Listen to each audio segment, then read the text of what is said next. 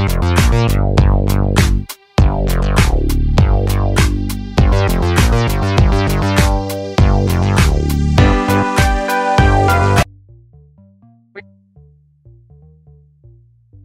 family, it is your boy Optimist Sniper. Bienvenue une fois de plus dans une nouvelle vidéo. Portons sur qu'est-ce que le support et la résistance. Qu'est-ce qu'un support, qu'est-ce qu'une résistance. On va entrer déjà encore dans les éléments nécessaires pour pouvoir faire l'analyse technique. Ça, ce sont les éléments de base, d'accord? Ce sont les éléments que tout trader doit connaître parce que je vous assure que toute stratégie que vous allez voir là dehors provient des supports et résistances, d'accord? Les basiques de tout ça, ce sont les supports et résistances que vous allez voir. On va essayer de mystifier ça avec des noms, je ne sais pas trop quoi. On va dire la zone de demande, la zone de l'offre, tous ces trucs-là, d'accord? Ce sont les zones de support et résistance. Donc, parfois, il faut toujours s'en tenir aux basiques.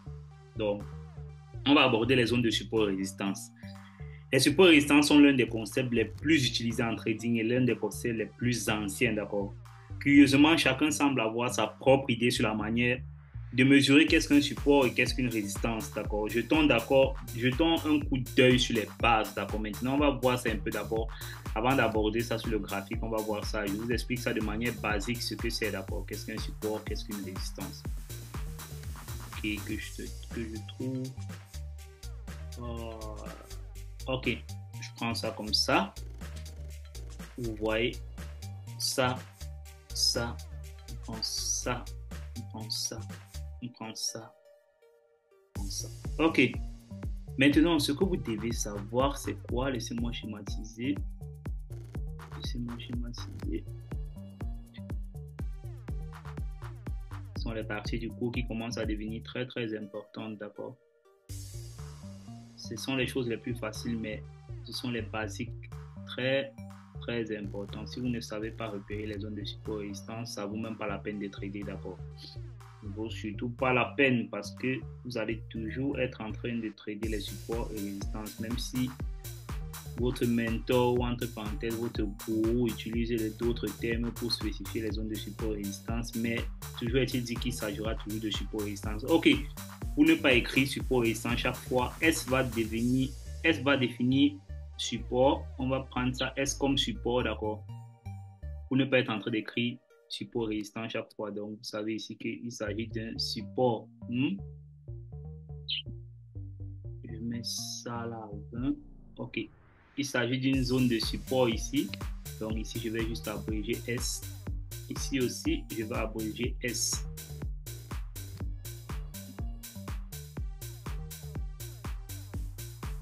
Aussi, j'abrège.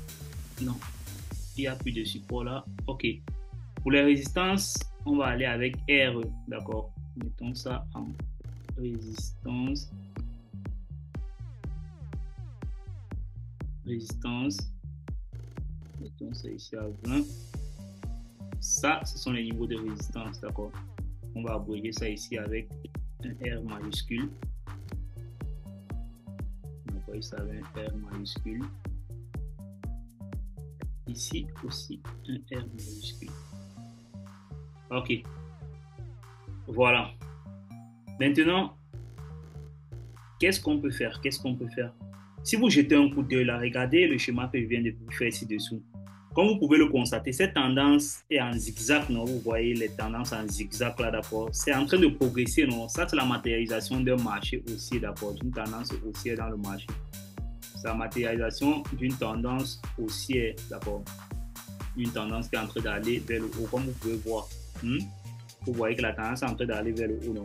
Lorsque le prix monte, d'accord? Lorsque le prix monte comme ça et après il retrace, il vient quelque part ici en bas. Le niveau le plus haut qu'il a atteint, avant de revenir là, le niveau le plus haut c'est qu'il a atteint, c'est la zone de résistance. Pourquoi?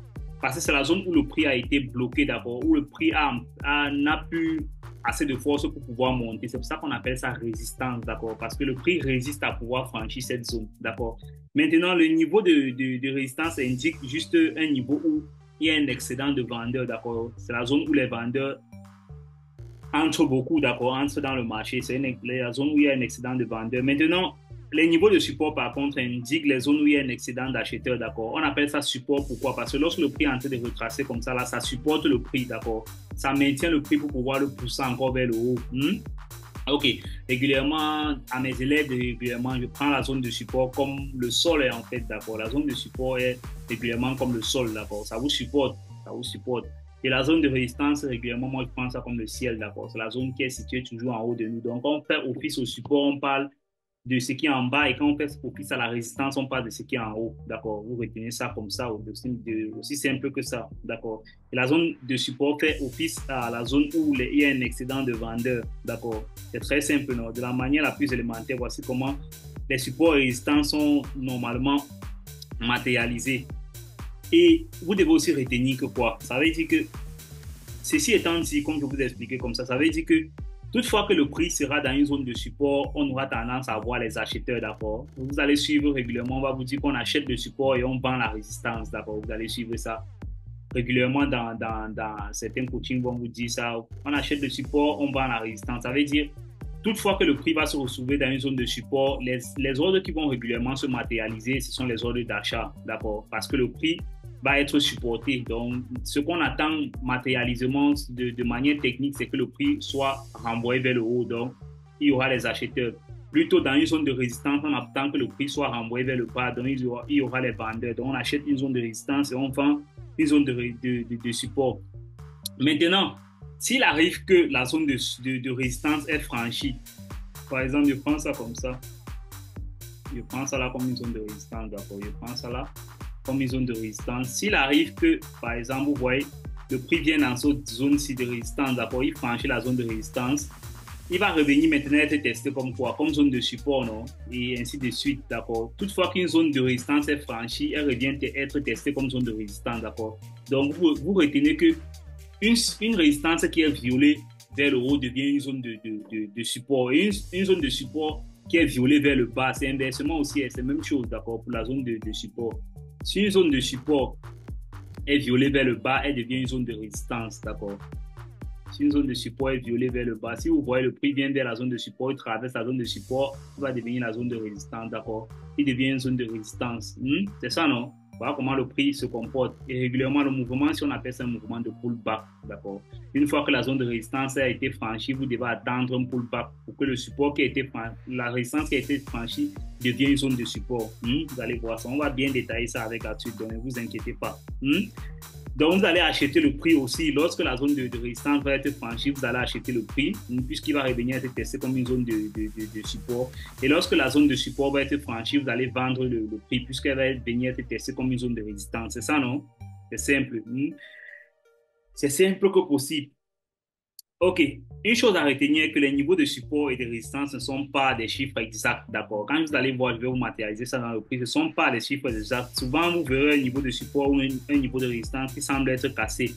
Mais vous allez découvrir avec un peu de temps après que le marché ne faisait que tester cette zone-là. Donc, avec les graphiques en chandelier japonais, ces tests de support et résistance sont également représentés par les ombres des chandeliers, d'accord? Ok, je vais un peu vous matérialiser certaines zones de support et résistance, d'accord, dans le graphique parce que il ne s'agit pas toujours d'être en train de matérialiser juste en théorie comme ça. Regardez, voici une zone de support par exemple.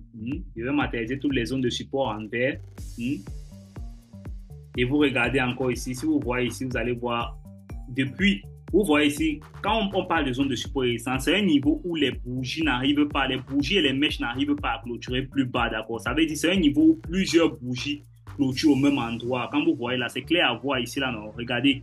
C'est clair à voir que, regardez, si on compte le nombre de bougies, vous allez voir, il y a énormément de bougies qui sont en train de clôturer dans cette zone. C'est pourquoi on vous dit qu'un niveau de support résistance, ce n'est pas un niveau de prix, d'accord? C'est une zone de prix. Regardez ici aussi en haut, regardez aussi ici en haut, vous voyez que ça, c'est une zone de résistance, non? Le prix n'est pas entré. Une zone de support, c'est une zone où le prix, lorsque le prix arrive dans cette zone, le prix a tendance à rejeter à la hausse. D'abord, une zone de résistance, c'est une zone où, lorsque le prix arrive dans cette zone, le prix a tendance à rejeter à la baisse. C'est aussi simple que possible. Vous voyez, là, carrément, ici, là, toutefois que le prix arrive ici en bas, vous voyez, toutefois que le prix arrive ici en haut, le prix est rejeté à la baisse. Toutefois que le prix arrive ici en bas, il est rejeté à la hausse, d'accord? Vous voyez, ça, le prix est en train d'osciller là entre une zone de support et de résistance. Ça, c'est très clair. Ok, allons encore regarder. Si vous voyez encore ici, là, vous allez voir une petite zone de support, d'accord? Ça, c'est une petite zone de support qui a été matérialisée. Vous voyez que toutefois que le prix revenait ici, là, il était renvoyé à la hausse, d'accord? OK. Si on essaie encore de regarder là, dans le passé, vous allez voir que cette zone-ci aussi, ici, cette zone-ci, c'est une zone de résistance, d'accord? Je mets un peu ça là, un peu haut comme ça. Ça, c'est une zone de résistance parce que toutefois que le prix venait là, le prix est venu ici une fois, deux fois, trois fois, il était rejeté, il renvoie vers le bas. C'est une zone de résistance d'abord. OK. Si vous regardez encore ici, cherchons encore, vous voyez ici là, ici on a une zone de résistance d'abord. On a une zone de résistance carrément ici là. Si je peux mettre même ça depuis ici là comme ça, vous voyez. C'est une zone, d'accord, c'est pas un niveau de prix exact. Vous voyez que toutefois que le prix venait ici une fois, deux fois, trois fois, lorsque vous voyez dans le prix renvoyer une zone une fois, deux fois, trois fois, ça veut dire que cette zone-là, c'est une zone de résistance, d'accord. Vous voyez, regardez, lorsque le prix renvoie le prix à la baisse comme ça, lorsque le prix arrive dans cette zone, ça renvoie le prix à la baisse plusieurs fois comme ça veut dire que c'est une zone de résistance, d'accord. Vous regardez là, il y a 1001 exemples, ça c'est votre travail d'aller maintenant faire, d'aller backtester ça. Si vous regardez cette zone-ci, ça c'est une zone de résistance, d'accord. Si vous regardez cette zone-ci, ça c'est une zone de support, d'accord. Vous regardez cette zone-ci, c'est une zone de support. Ça c'est une zone de support, voilà. Donc, on peut continuer comme ça, ainsi de suite, jusqu'à votre travail maintenant de regarder toutes les zones de support et résistance, d'accord. Remarquez comment les ombres des bougies, ici là, remarquez comment les ombres des bougies testent les niveaux ci, d'accord. Ça teste les niveaux, mais aucune bougie régulièrement ne vient traverser en bas. À un moment, il semblait que le prix cassait cette zone de support-ci. Avec un recul, nous pouvons voir qu'il testait simplement ce niveau, d'accord. C'est pourquoi on dit qu'il s'agit d'une zone. Regardez par exemple ça, regardez ça. Si vous étiez en train de penser directement que lorsque le prix va casser ce niveau, si vous aviez un niveau de prix d'abord, par exemple ici, à ce niveau-ci, 1,08600, d'accord, aucune bougie n'avait clôturé plus bas que ce niveau-ci, d'accord. Mais à ce niveau-ci, la bougie a clôturé plus bas que ça. Vous voyez que si vous étiez en train de prendre juste un niveau de prix comme zone de support, vous serez troublé ici, là, d'accord. Vous allez peut-être penser que ce support a été franchi, il faut maintenant que je vende ça en tant que résistant, d'accord. Non. Il y a des fois où ça peut arriver comme ça là. Et régulièrement, on appelle ça une manipulation, d'accord. Vous allez voir, le prix est en train de faire ci, il vient comme ça, il fait ceci, il vient, il manipule, il va un peu légèrement en dessous de la zone de support et il baille maintenant comme ça. Régulièrement, vous allez voir ça dans le marché. C'est ce qu'on appelle une manipulation, d'accord. C'est pourquoi on vous dit de travailler avec les zones de support et résistance, d'accord. OK. Comment savoir vraiment si le support et la résistance ont été cassés? Régulièrement, il n'y a pas de réponse effective, définitive à cette question. Il faut juste, avec l'expérience, aller voir. Et il faut matérialiser vos supports et résistances avec une zone. Certains soutiennent qu'un niveau de support et de résistance est cassé lorsque le prix peut réellement, lorsque la bougie peut réellement clôturer en dessous, d'accord. Mais régulièrement, parfois, vous allez voir la bougie clôturer en dessous, d'accord. Avec l'expérience, vous allez voir que il s'agit aussi de l'amplitude de la bougie, la manière dont la bougie clôture. Si une bougie vient carrément clôturer loin ici en bas comme ça, là carrément c'est plus la zone de support aussi, d'accord. Mais quand elle clôture légèrement en bas comme ça, là c'est pas aussi évident que le support a été franchi. Cependant, on peut constater que ce n'est pas toujours le cas. Vous voyez, avec cet exemple, si vous pouvez clairement voir que là, il s'agissait d'une simple manipulation. OK. Si vous avez cru qu'il s'agissait d'un véritable cassure de support, en ce moment-là, vous serez juste manipulé. On devait vous manipuler d'abord. Le support a été rompu, mais seulement temporairement. Donc, vous pouvez vous aider à filtrer les mauvaises cassures en considérant la zone de support comme une zone, d'accord, pas juste comme un niveau de prix. Ça peut vous aider à pouvoir éviter ce genre de trucs. OK. Ou vous pouvez utiliser les graphiques linéaires, d'accord. Si vous avez beaucoup de difficultés, vous pouvez utiliser ces graphiques linéaires. Si les graphiques linéaires, c'est un peu plus simple à déterminer les zones de support et résistance. Si vous voyez là, vous voyez, les zones de support et résistance sont un peu plus claires ici, là, vous voyez. Vous voyez comment c'est un peu plus clair. Donc, quand j'ai transformé ça en graphique linéaire, ça devient plus clair. Voilà. Je pense que c'est plus facile pour vous. C'est aussi une manière de repérer facilement les zones de support et résistance. OK. Comme vous aimez la facilité, ça fait pour vous. Voilà. OK.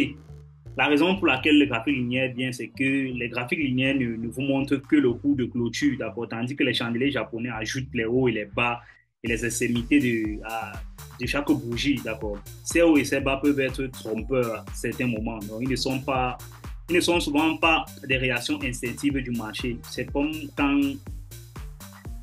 c'est comme quand on fait office d'une manipulation, donc c'est parfois délicat. Avec l'expérience que vous allez plus vous habituer à ce genre de scénario. Donc, en commençant au début, il faut repérer toujours par les zones. Et si vous n'arrivez pas à bien voir, vous pouvez changer votre graphique en graphique linéaire et vous essayez de repérer votre zone de support résistance, d'accord?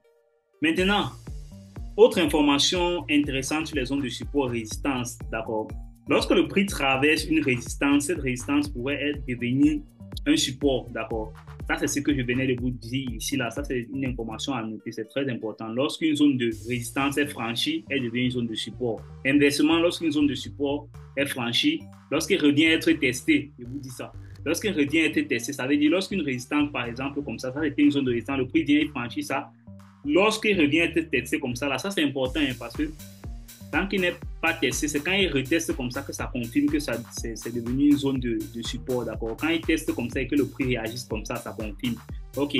Pareil ici, là, lorsqu'une zone de support est franchie, lorsqu'il revient à être testé comme ça, là, ça confirme que le support qui a été cassé revient à être testé comme une zone de résistance. Donc, ce qu'on attend par la suite, c'est la chute, d'accord?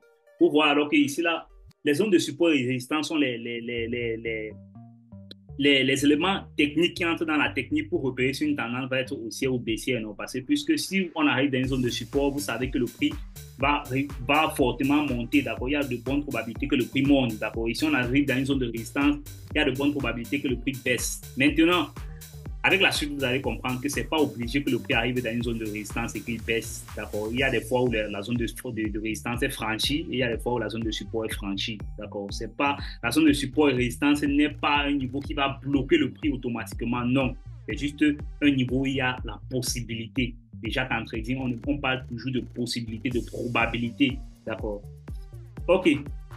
Maintenant, plus le prix, ça c'est encore quelque chose qui est important, plus le prix teste un niveau de résistance ou de support sans le casser, plus la zone de résistance ou de support devient plus forte, d'accord? Plus il y a les tests là, comme vous voyez comme ça, plus le prix n'arrive pas à casser comme ça, là c'est très fort, c'est une bonne zone de support, d'accord? Maintenant, s'il arrive que le prix casse ça, ça veut dire que le prix va aller violemment vers le bas. Pareil pour la zone de résistance. Plus une zone de résistance est testée, plus cette zone de résistance devient forte. Et s'il arrive que le prix casse cette zone de résistance, il y a de fortes probabilités que le prix continue vers le haut. Lorsqu'un niveau de support et de résistance est franchi, la force du mouvement qui va suivre en fait dépend de la cassure du mouvement, de la cassure du niveau de support et résistance. Vous voyez par exemple, je vais vous prendre quel niveau. Ok, si vous regardez par exemple ce niveau-ci, regardez ce niveau-ci, d'accord? Regardez. Si vous regardez ce niveau-ci là, vous allez voir que une fois que le prix a franchi ici ce niveau de résistance brutalement comme ça là, vous voyez, ça veut dire clairement que le prix va être haussier. La force avec laquelle il a franchi ce niveau-ci va devenir encore une zone de support, d'accord? Ça va supporter le prix. Une fois que le prix va tester ça, il y aura un support ici, d'accord? Ça c'est une bonne zone de support qu'on peut avoir un mouvement haussier. Ça c'est en live, d'accord? Si je veux juste me référer à ça, c'est un bon mouvement. Il y a une bonne zone de mouvement haussier ici là. Ok. Donc, ce qu'on peut voir par la suite, ici là, vous pouvez voir le prix arriver ici là, comme ça là, et rejeter par la hausse comme ça. Ok. Voilà. C'est bon, non?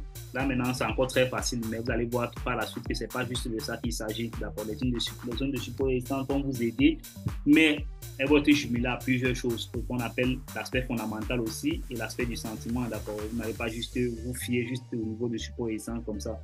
Avec un peu de pratique, vous verrez au fur et à mesure comment repérer facilement les zones potentielles de support et de résistance, d'accord? Voilà. Je pense que pour les supports et résistance, c'était tout pour les supports et résistance, tout ce que vous aviez à savoir sur les zones de support et résistance, aussi basique que ça. On a eu à repérer. Maintenant, ce que vous pouvez faire, c'est quoi? Vous pouvez aller dans vos graphiques, vous essayez de repérer certaines zones de support et résistance. Si quelqu'un a un problème particulier, vous pouvez me laisser un message par Telegram ou par, je sais pas, il y a mon WhatsApp dans mon Telegram, dans mon free Telegram. Si vous avez un problème particulier, je peux vous aider si j'ai un peu de temps. Maintenant, si vous avez aussi une question, vous pouvez laisser en commentaire, je vais répondre à votre question. Je pense que pour les zones de support et résistance, c'était tout. It was your mentor, Optimist Sniper.